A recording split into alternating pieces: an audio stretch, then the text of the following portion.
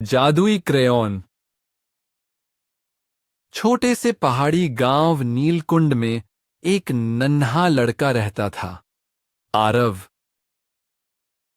उसकी उम्र लगभग 10 साल थी और वह बाकी बच्चों से कुछ अलग था। आरव की आंखों में सपने थे, हाथों में कला थी और दिल में एक अजीब सी तड़प थी, कुछ खास बनने की। लेकिन उसके घर की हालत अच्छी नहीं थी। उसके पापा लकड़ी के कारीगर थे और मां खेतों में काम करती थीं।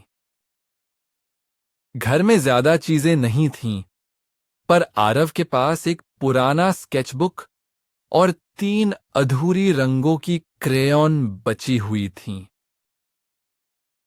एक दिन गांव में एक रहस्यमयी बूढ़ी औरत आई। उसका नाम था दादी झुनझुन। उसके कपड़े पुराने जमाने के थे, लेकिन उसकी आंखों में कोई रहस्य झलक रहा था। वह बच्चों को कहानियां सुनाती और पेड़ों के नीचे बैठकर कुछ अजीब तरह की चीजें बनाती। आरव को कला से प्यार था, तो वह रोज दादी झुनझुन के पास बैठता।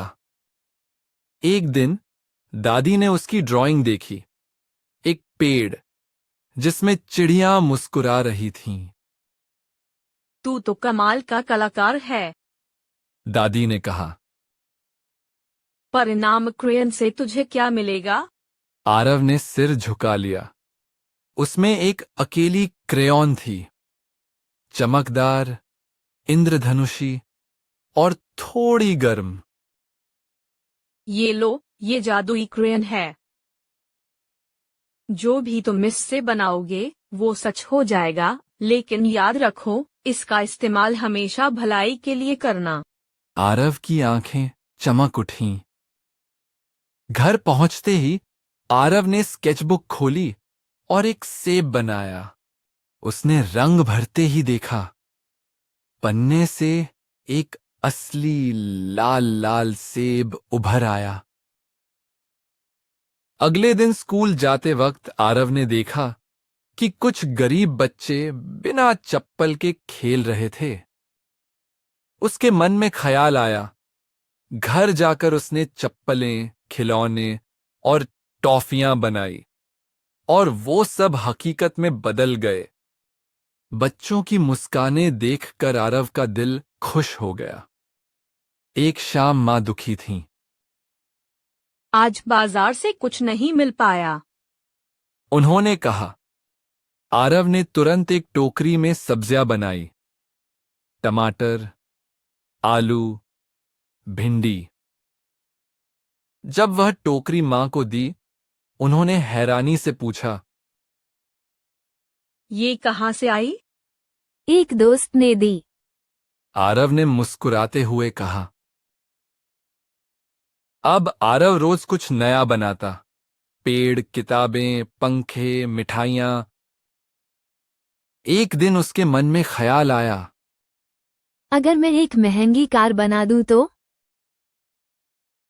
उस रात सबके सोने के बाद उसने चमचमाती कार बनाने की कोशिश की। कार जैसे ही पूरी हुई, वह खुद ब खुद जोर से गड़गड़ाने लगी। कार अचानक कमरे से बाहर निकली, दरवाजा तोड़ती हुई गली में दौड़ पड़ी। बिना ड्राइवर के चल रही कार इधर उधर टकरा रही थी। लोग डर के मारे चिल्ला उठे।